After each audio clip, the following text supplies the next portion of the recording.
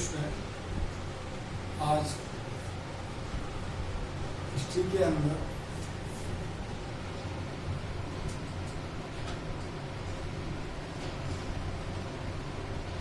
हम अध्ययन कर रहे हैं। आज हिस्ट्री के अंदर विज्ञान और प्रौद्योगिकी के बारे में हम अध्ययन करने जा रहे हैं।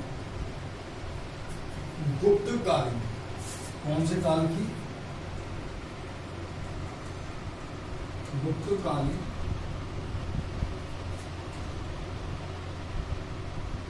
विज्ञान और प्रौद्योगिकी टॉपिक है हमारा गुप्तकालीन विज्ञान एवं प्रौद्योगिकी। जैसे कि देखा जाए तो गुप्त काल के अंदर विज्ञान और प्रौद्योगिकी के क्षेत्र के अंतर्गत भी भारत को भारतीय इतिहास का स्वर्ण युग कहना तथापि गलत नहीं हो। इस काल के अंतर्गत देखा जाए तो विज्ञान में गणित के हाथ में देख लीजिए, रसायन में देख लीजिए, भौतिकी के अंदर देख लीजिए, गणित हो, रसायन हो, भौतिकी हो, जीव विज्ञान हो,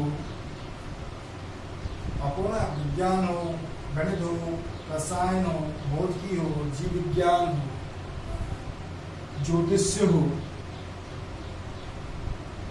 खगोल शास्त्र हो,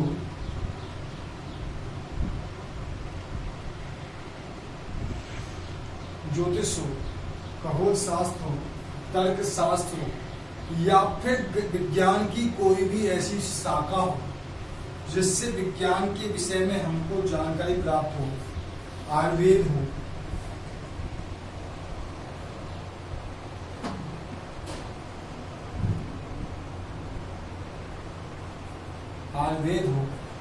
शैल चिकित्सा हो,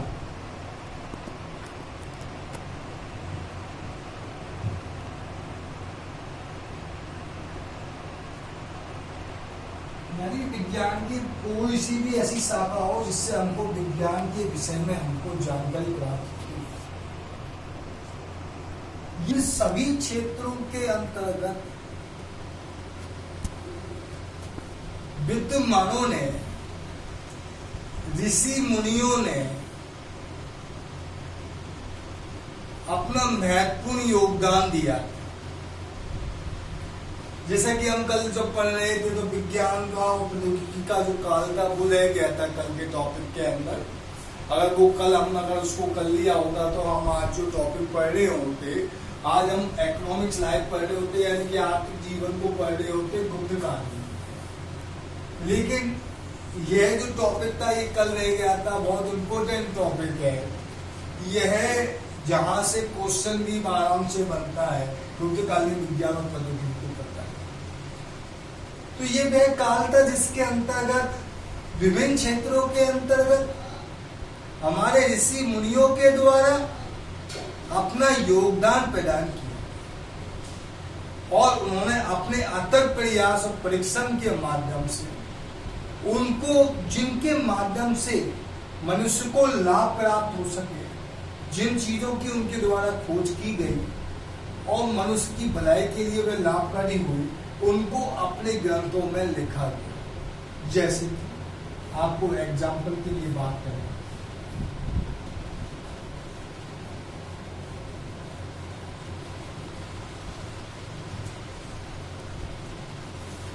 जैसे कि गणित और ज्योतिष के दोनों के क्षेत्र के अंदर बात की जाए तो दोनों के क्षेत्र के अंदर बात की जाए तो आर्यभट्ट का महत्वपूर्ण योगदान। इसका योगदान है आर्यभट्ट। आर्यभट्ट ने इन दोनों क्षेत्रों के अंतर्गत महत्वपूर्ण योगदान है। उसके द्वारा जो अपनी पुस्तक लिखी गई, उस पुस्तक में, उनके द्वारा जो पुस्तक लिखी गई, उन्होंने महत्वपूर्ण योगदान है। उन्होंने 10 गतिक सूत्र और आर्याष्टक शतक ग्रंथों में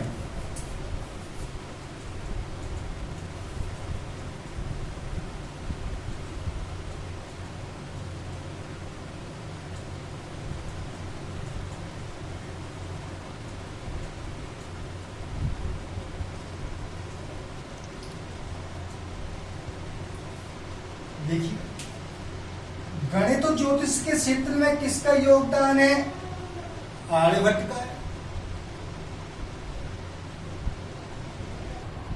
जैसा कि हम बात कर रहे थे, गणित और ज्योतिष के क्षेत्र में आर्यभट्ट का योगदान है।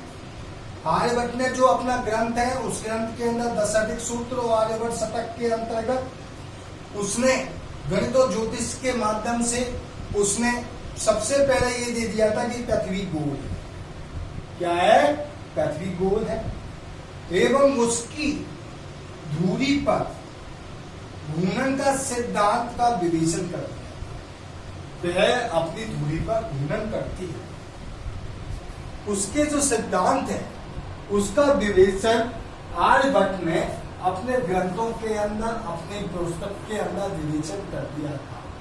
यानी कि तथापि ये कहना नहीं होगा कि विश्व के अंदर सबसे पहले आर्यभट्ट ने इस सिद्धांत को प्रस्तुत कर दिया, ठीक है, जो कि गुप्तकालीन महान व्यक्ति थे, ठीक है, जैसा कि स्टीवर्ट सूर्यकांत चतुर्वेदी, ठीक है, कक्षा 12 की राजस्थान बोर्ड की हिस्ट्री का पार्ट चल रहा है। और इस पार्ट के अंदर जो टॉपिक है हमारा गुप्तकालीन विज्ञान एवं प्रौद्योगिकी के बारे में पढ़ रहे हैं। आर्यभट्ट के बारे में हमने बताया, गणित और ज्योतिष के क्षेत्र में आर्यभट्ट का योगदान, 10 गतिक सूत्र और आर्याष्टक शतक ग्रंथ के अंदर पृथ्वी गोल है एवं अपने धुरी पर घूर्णन के सिद्धांत है, उन्होंने जो विवेचन किया उसके बारे में हमको जानकारी प्राप्त होती है। प्रसिद्ध खगोल शास्त्री हुए भास्कर प्रताप। इन्होंने अपने ग्रंथ भाष्य नामक एक ग्रंथ की रचना की थी। इन्होंने आर्यभट्ट का जो ग्रंथ है 10 गतिक सूत्र और आर्याष्टक शतक पर टीका भी लिखी थी। ध्यान रखिएगा, प्रसिद्ध खगोल शास्त्री भास्कर प्रथम ने भाष्य नामक ग्रंथ की रचना की और आर्यभट्ट के ग्रंथ पर इनके द्वारा जो ग्रंथ है वो कौन सा है? 10 गतिक सूत्र और आर्यभट्ट शतक पर इनके द्वारा क्या लिखी गई थी? टीका लिखी गई। यहां तक होगा। फिर आगे क्या हुआ वो आपको मैं बताता हूं, थोड़ा इरेज कर लेता हूं।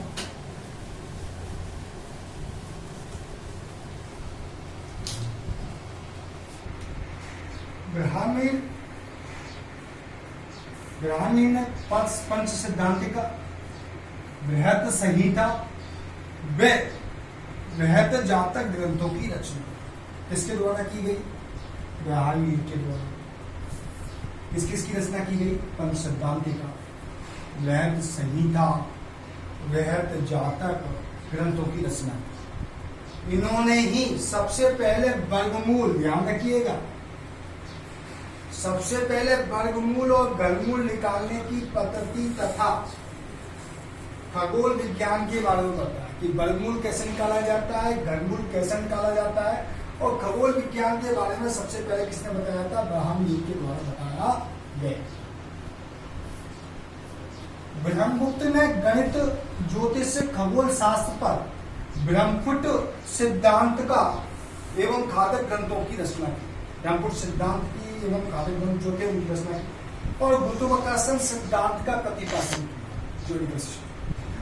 जो गुरुत्वाकर्षण सिद्धांत है उसके बारे में इन्होंने बताया।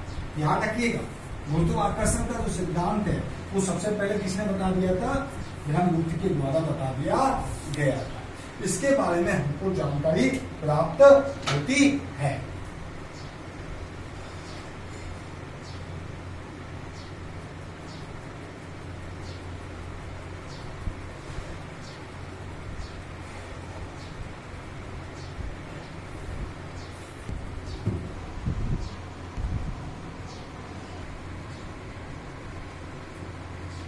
भागवत ने आयुर्वेद के प्रसिद्ध ग्रंथ अष्टांग हृदय की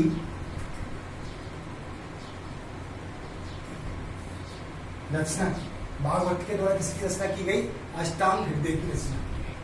ठीक है, अष्टांग हृदय की जो रचना की गई, इस अष्टांग हृदय की रचना के पश्चात में धन्वंतरी धन्वंतरी एक प्रसिद्ध आयुर्वेदिक, और देखिए आगे आ गया है आपके धन्वंतरी, एक अच्छे आयुर्वेदिक थे।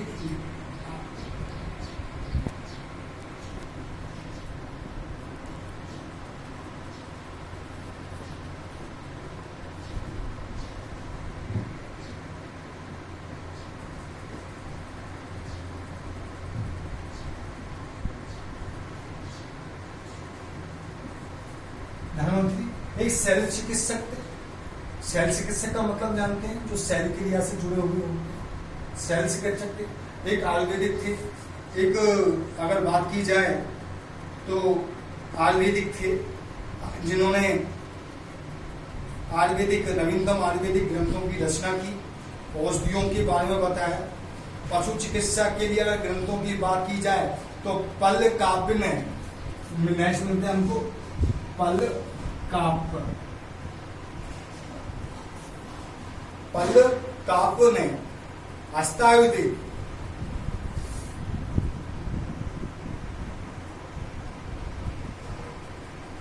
हस्तायुर्वेद नाम से क्या प्राप्त होता है, विदित होता है। हस्तायुर्वेद का मतलब होता है कि हाथियों से संबंधित जिस चिकित्सा से संबंधित जो जानकारी जिस वेद में प्राप्त होती है या फिर जिस ग्रंथ में प्राप्त होती है, उसका नाम हस्तायुर्वेद वेद है, जिसका पल्ल काव्य के द्वारा इसकी रचना की गई, जो कि एक महत्वपूर्ण ग्रंथ है, वैसे एक है।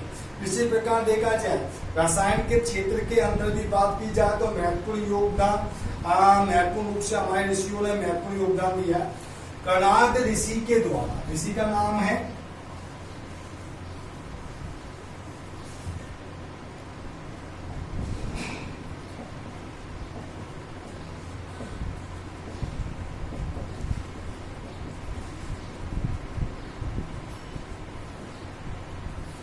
कणाद ऋषि।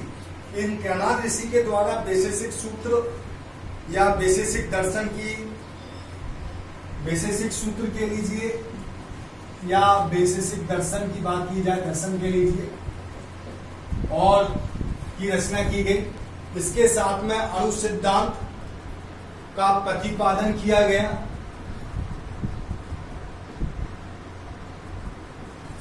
अणु सिद्धांत का जो प्रतिपादन है कणाद जी ने काफी प्राचीन काल के अंदर ही कर दिया था, जिसके बारे में जानकारी हो रही है। मैं बोर्ड से थोड़ा दूर इसलिए हूँ, आपको समझ में आता रहे। कणाद ऋषि द्वारा वैश्विक दर्शन और अणु सिद्धांत को दिया गया, जिसके माध्यम से हमको ये जानकारी प्राप्त हो रही है। अणु सिद्धांत के बाद में नागार्जुन ने रसायन और धातु विज्ञान के विद्वान थे। नागार्जुन, जिनको भारत का आइंस्टीन कहा जाता है, यह जो थे धातु विज्ञान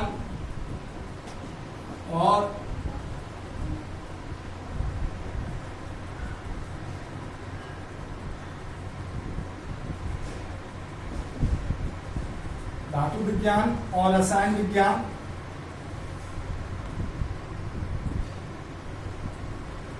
दोनों के बारे में इन्होंने महत्वपूर्ण जानकारी दी है। इन्होंने कहा है किस प्रकार सोना, चांदी आदि जो धात्विक जो स्रोत है, इनका उपयोग चिकित्सा के रूप में, रसायन के रूप में इनका उपयोग करता शरीर के अंदर जो बीमारियां हैं उनको किस प्रकार ठीक किया जा सकता है, ये नागार्जुन ने हमको प्राचीन काल के अंदर ही बता दिया था। आयुर्वेद के अंदर इन्हें भारत का आइंस्टीन भी कहा जाता है। धातु विज्ञान और रसायन विज्ञान के रूप में कणाद ऋषि ने वैशेषिक दर्शन दे दिया था। अणु सिद्धांत के बारे में इन्होंने बता दिया था। फिर दोबारा सुन लीजिए, नागार्जुन को भारत का आइंस्टीन कहा जाता है। क्वेश्चन भी पूछ सकता है कि भारत का आइंस्टीन किसे कहा जाता है, तो नागार्जुन को कहा जाता है, जिन्होंने सोने और चांदी के अंतर्गत रसायन का उपयोग किस तरीके से किया जाता है उसके बारे में इन्होंने प्राचीन काल के अंदर ही बता दिया था कि किस तरीके से शरीर के अंदर रोगों का निवारण है जो इन धातुओं के उपयोग से किया जा सकता है। आगे देखा जाए तो प्राचीन काल का जो योगदान है रसायन के रूप में अगर योगदान को दिया जाए तो अगर देखा जाए धातु क्षेत्र के अंतर्गत तो हम कह सकते हैं मेहरौली का लौह स्तंभ,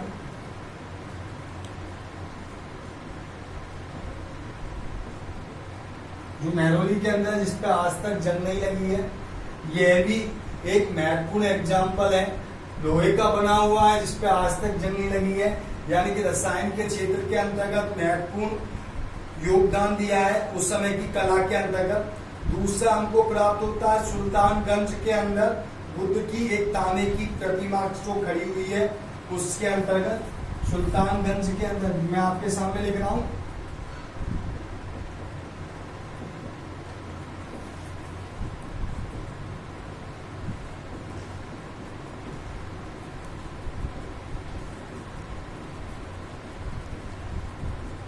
बुद्ध की जो तांबे की प्रतिमा है जो 1 टन की है, उससे भी हमको इस विषय के अंतर्गत जानकारी प्राप्त होती है जो खड़ी हुई है। इसके पश्चात आभूषण, मोहरे, इनसे भी हमको जानकारी प्राप्त होती है विज्ञान और प्रौद्योगिकी की। और भी अन्य स्रोत हैं, सिक्के हैं जिनके माध्यम से हमको जानकारी प्राप्त होती है। सिक्कों पर किस तरीके से धातुओं का समन्वय कर सिक्कों का निर्माण किया गया था, और महत्वपूर्ण रूप से तकनीकी रूप से हमको महत्वपूर्ण ज्ञान और जानकारी प्राप्त होती है इन सिक्कों के माध्यम से। ये वह गुप्तकालीन विज्ञान और प्रौद्योगिकी है जिसके बारे में चर्चा कर रहे थे। कल ये टॉपिक आपका रह गया था, आप ढंग से इस टॉपिक को पढ़िएगा और आपको जो नेक्स्ट टॉपिक होगा उस नेक्स्ट टॉपिक के अंदर हम जो लेके आएंगे गुप्तकालीन अर्थव्यवस्था के बारे में लेकर आएंगे। गुप्तकालीन अर्थव्यवस्था क्या थी, किस तरीके की अर्थव्यवस्था थी। तथापि विज्ञान और प्रौद्योगिकी के क्षेत्र में अगर इतना उन्नत व्यवस्था गुप्त काल के अंतर्गत हुई है, प्राचीन काल के अंतर्गत भारत ने की है, तो कदापि गुप्त काल को भारत का स्वर्ण युग कहना कदापि अनुचित नहीं होगा। ठीक है, आज के लिए इतना है। घर पे रहिए, स्टे होम, स्टे सेफ, सुरक्षित रहिए, घर पर रहिए, अपना ध्यान रखिए और घर से निकलने का बिल्कुल भी प्रयास नहीं करें। आपको ऑनलाइन स्टडी प्राप्त हो रही है, ऑनलाइन शिक्षा प्राप्त हो रही है, इसका फायदा उठाइए। कोई भी दिक्कत होती है हमसे कांटेक्ट कीजिए, हम आपको रोजाना वीडियोज हमारे नोट्सों के माध्यम से हम रोजाना आपको उपलब्ध करा रहे हैं। आप पढ़िए, घर पर ही रहकर सुरक्षित रहिए, क्योंकि इस समय भारत पूरा वैश्विक महामारी कोरोना वायरस से जूझ रहा है। तो आप घर पे रहेंगे तो सुरक्षित रहेंगे। ठीक है।